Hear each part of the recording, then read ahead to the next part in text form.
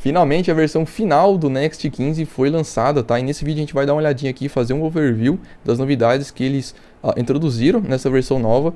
E eu vou falar também a minha opinião, o que eu achei dessa atualização e se faz sentido você atualizar aí os seus projetos, beleza? Então vamos lá. Bom, primeiro ponto, né? Que eu já vou pular aqui, é a questão do Code Mod, né? Isso aqui é uma forma que você tem de atualizar o seu projeto ali, para ele já ter suporte às novas features aí do Next 15, que a gente vai dar uma olhadinha agora nesse vídeo, tá? Então, se você quiser testar, roda esse comando aqui, que eu vou deixar o link da documentação, né? Esse link aqui, que eu tô te mostrando, ali na descrição, para você dar uma olhadinha depois em mais detalhes, beleza? Tem muita coisa interessante aqui. Bom, primeiro ponto aqui de mudança, tá? Async Request APIs. O que isso aqui vai mudar no nosso dia a dia? Essas APIs aqui de headers, cookies, params, search params, elas eram síncronas.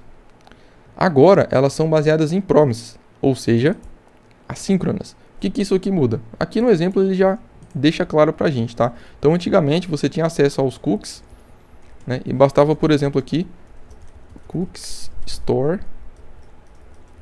tá? E aí você tinha os cookies aqui.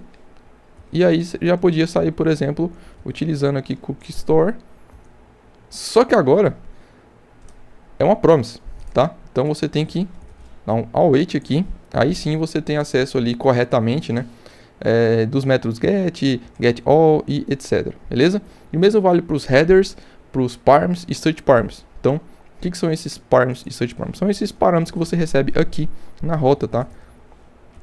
Aí aqui você poderia tipar, né? Antes você tiparia mais ou menos assim. Por exemplo, imagina que você vai receber um ID aqui que é uma string, tá?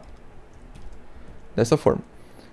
Se você fizer isso aqui hoje no Next 15, tá? Você vai receber um erro. Por quê?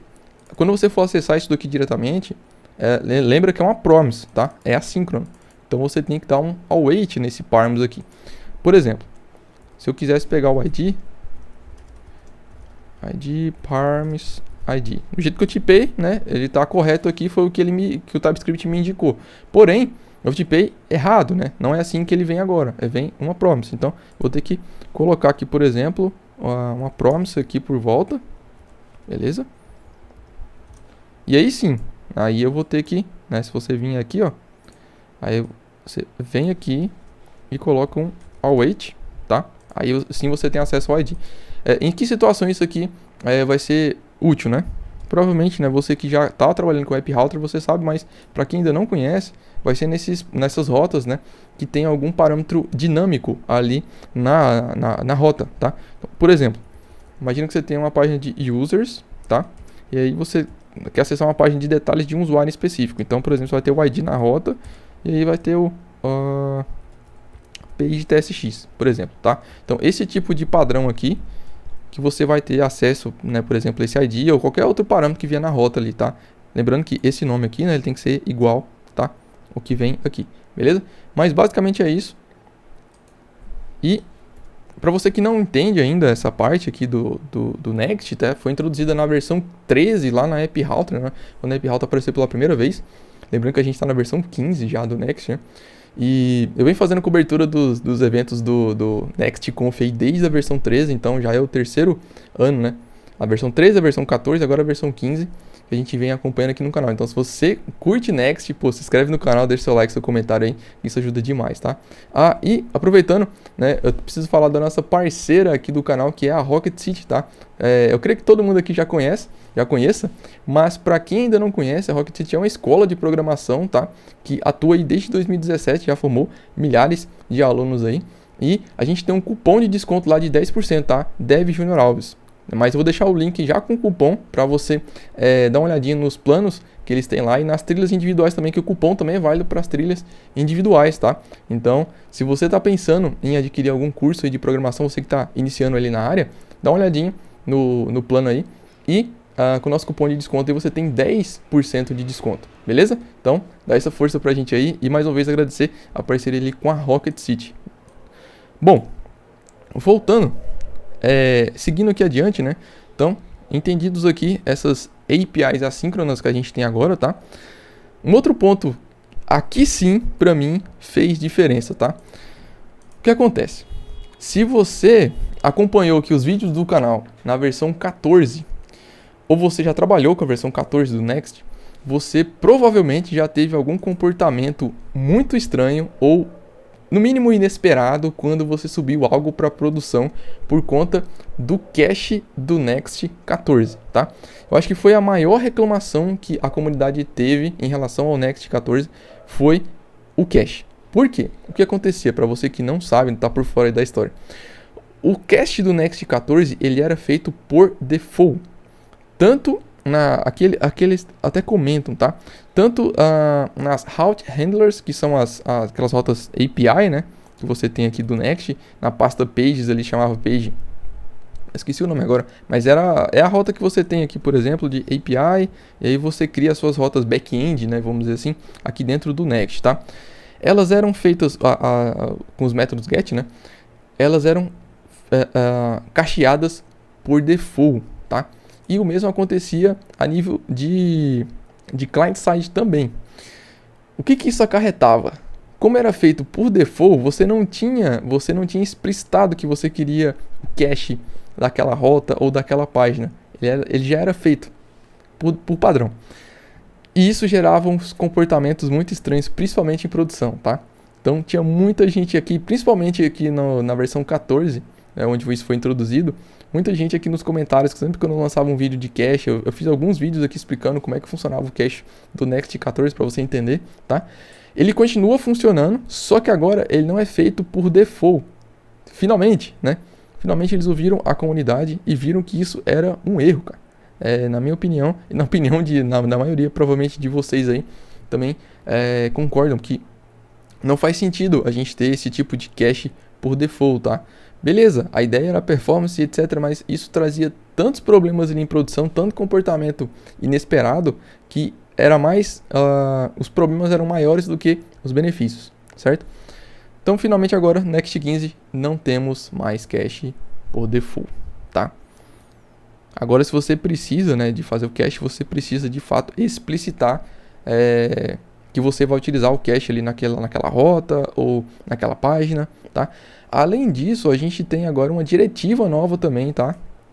Tem muita galera que fica até fazendo brincadeiras e piadas aí com essas diretivas do Next, tá? Então a gente tinha lá, por exemplo, o use client, lógico aqui tá errado, tá?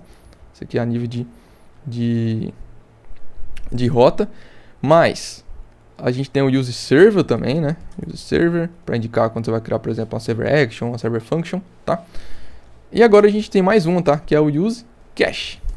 Tá? Existem algumas formas aqui, algumas nuances. Se você quer entender um pouco mais sobre isso, deixa nos comentários que eu posso fazer um vídeo específico sobre esse cache, essa diretiva de cache nova aqui do Next 15, beleza? Mas seguindo adiante, aqui ó, Client Router Cache não é mais feito por default, finalmente, né? Isso aqui é para alegria de muita gente que teve dor de cabeça com o Next 14, tá? Aí a gente tem também suporte, né, o React 19. Lembrando, o React 19 ainda não foi lançado e ainda não tem data oficial de lançamento, tá? Tem muita gente perguntando aí nos comentários. Ainda não tem data oficial para ser lançada essa nova versão do React. A gente está utilizando aqui a versão de teste ainda, tá? Então ela é um release candidate. Pode ter mudanças, obviamente, mas provavelmente serão mudanças pequenas, tá? Em relação a essa versão que a gente já está utilizando agora. Mas lembrando, não é uma versão final ainda, beleza? E aqui eu já posso até emendar, né? A questão de faz sentido você atualizar para essa versão nova do Next agora? Na minha humilde opinião, não, tá? Eu recomendaria você aguardar mais. Então ela foi lançada agora, na semana passada. Eu esperaria um pouco mais, amadurecer um pouco, tá?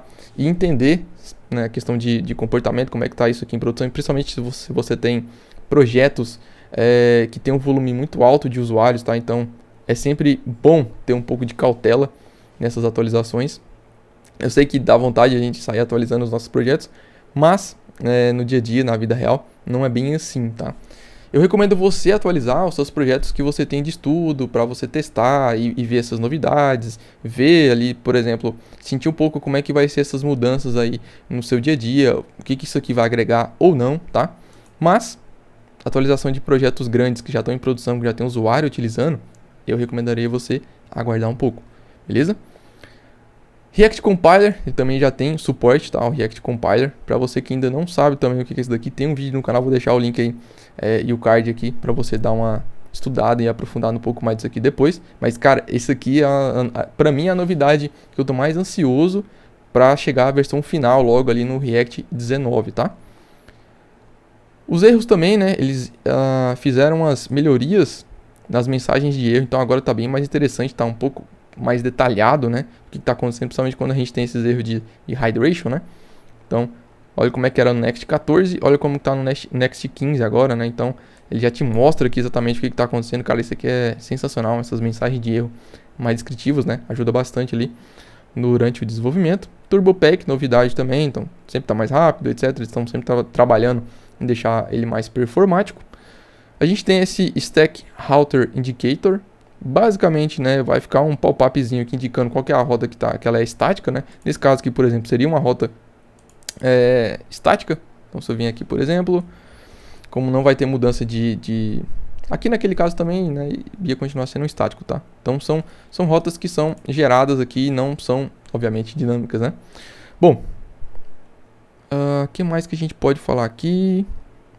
Esse componente form, tá? Teve um vídeo recente que eu fiz falando sobre ele e muita gente perguntou qual que é o motivo da gente ter esse componente aqui.